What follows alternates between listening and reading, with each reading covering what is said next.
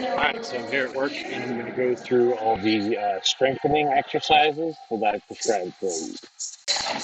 All right, so you've done these plenty, I'm sure. Main thing is you want to make sure the machine is set for maximum knee flexion. I had to jump off of that thing real quick because somebody else was using it, but I'm having you do those for 8 to 12 reps. You can use double progression, start with a weight. You can handle from 8 to reps with 1 to 2 RIR, and then try to add a rep to every set if possible, or 1 rep total across all your sets. We try and work them twice a week for about 2 or 3 times a week for a total of 10 sets or more per week. All right, it's time for everybody's least favorite exercise, the Bulgarian split squat. So what you're going to do with these, you're going to be doing them with a quads focus. So it's a little bit of a shorter stance with a maximized knee flexion, and you're going to allow some forward leg travel. So the way to find that stance, sit here so that the corner is right where your glutes meet your hamstrings. Kick your leg out, mark that spot, and bring it back so your toe hits the spot where your heel is. So you see my heel's there, boom, that's your stance. Okay. You see that I've got a lot more forward knee travel here.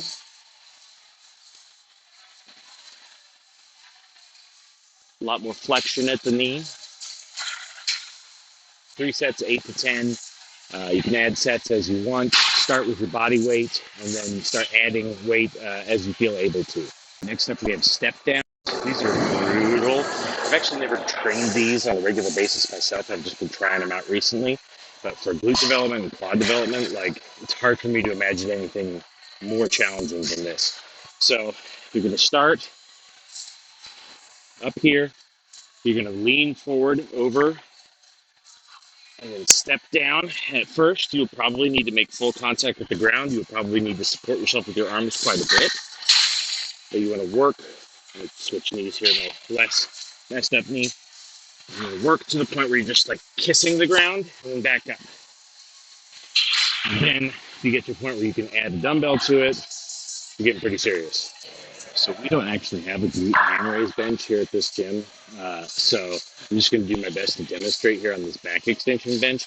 And you can do both the glute ham raise and the back extension if you want, or you could just do one or the other, whichever you prefer.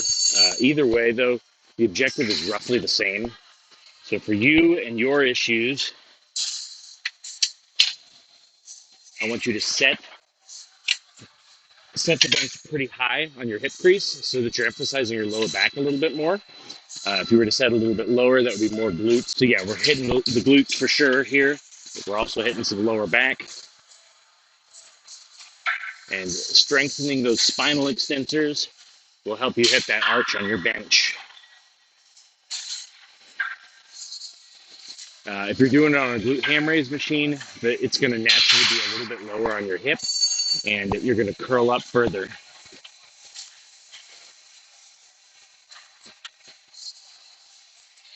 Your hips might come away from the supports, depending on how the bench is built. So yeah, on both of those movements, I want you to focus on the eccentric. So just lowering as slowly as possible, which is probably going to be relatively difficult at first.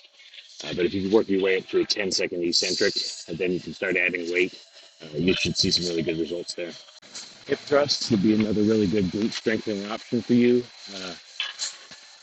If you don't have a machine like this, you can set these up on a Smith machine. You just get a bar pad and then a bench behind you, and you set it up kind of pretty much the exact same as you would for like a pullover or something like that, with just your back on the bench, only you're going to be thrusting your hips. But if you have one of these machines, it's a little bit easier to get in and out of. Unless, of course, you're a big boy like me.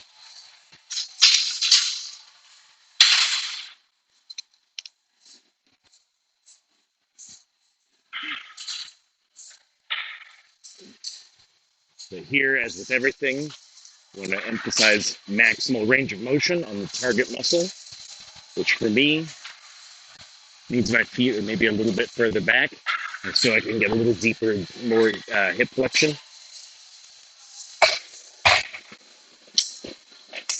Extensions, I do want you working in that 8 to 12 rep range again, so you want to try and reach 1 to 2 RIR somewhere between 8 and 12 reps. Just try and add reps every time, and if you can do 12 nice, smooth reps, go ahead and up the weight. face pulls. We're doing these to strengthen your upper back, particularly maybe bring that thoracic curvature more in line. So once you're doing these, you've probably done these before. Nice, long, straight, stretched position all the way up into this kind of front double bicep pose like a bodybuilder would. Just really focus on feeling the pinch in your shoulder blades. These ones I have you doing at a higher rep range, which is going to mean lower weight. We're really trying to aim for your rhomboids, which are postural muscles, and that help correct that thoracic curvature, like I was saying. And for them to hold that position throughout the day, you need a lot of endurance in those muscles. So we want to train them with higher reps, lower weights, and go until you hit technical failure, which means you can no longer complete the full range of motion with good form. The form is pretty easy on those. I don't usually have a lot of form breakdown. It usually just comes in the form of cut and depth. You won't be able to get all the way back into that nice, feel that big pinch between your shoulder blades. So once you get to the point where you can't get that far back, call this out. Next thing I'm able to do is any kind of reverse fly. So you can use the reverse pec deck fly where you're kind of up here. I can't really do that very accurately with dumbbells, but you can also do it on a bench like I'm about to show you.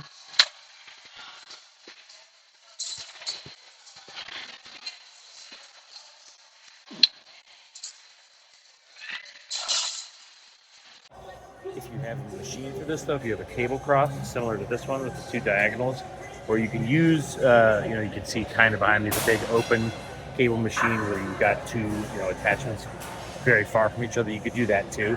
It's a little easier on this machine right here, though.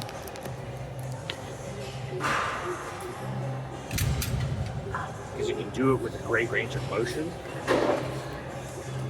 Cross these two over. Down your knee. A lot of weight here.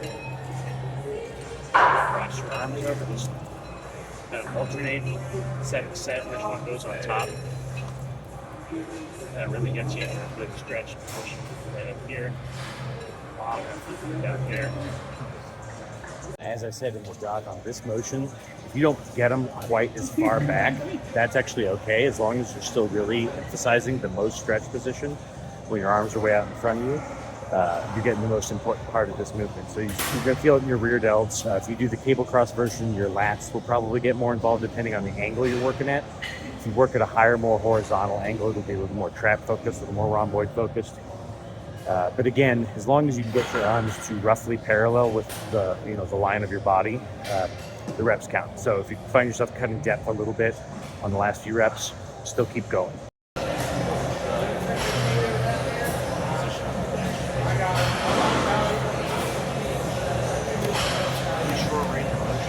I felt good. Some of these movements kind of remind me of endurance. This movement pretty fair amount of that. So all it is just like when you're doing regular shrugs, just at a different angle. Medial traps, a little bit more. All you're doing is shrugging those shoulders up away from the floor.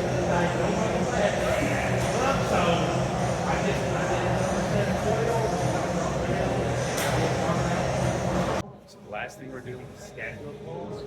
See if my shoulders can handle this today.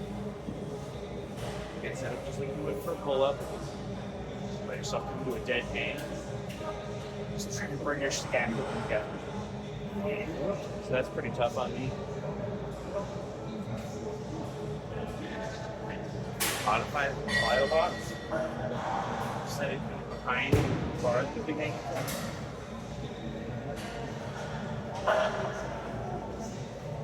Kind of come out here both with two legs, just one, which you can't see in this camera here, of course, but you could also use a band to support if you have a big, thick band, or if your gym has it.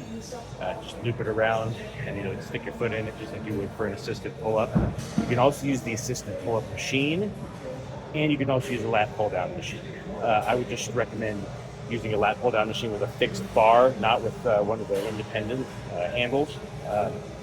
Because ultimately we just want your scapula to be the only thing that's moving, and if you have like a range of motion in there, it might involve a little more lat. So So those are all the strengthening exercises that I'm recommending for you. I would say, I gave you your set targets, your weekly set targets. So just try and work in as many as you can. If you don't have time in your workout to get as many sets as I prescribed every single week, that's fine. This is, think of it more as like a menu than like actually prescribed workout. You just kind of pick what works for you, pick what feels best, pick what you think you'll get results on, and just do as much as you can. If you can't get to those set and rep targets right off the bat, just know that that's the goal to work towards, and hopefully you'll see some differences, within a month or so.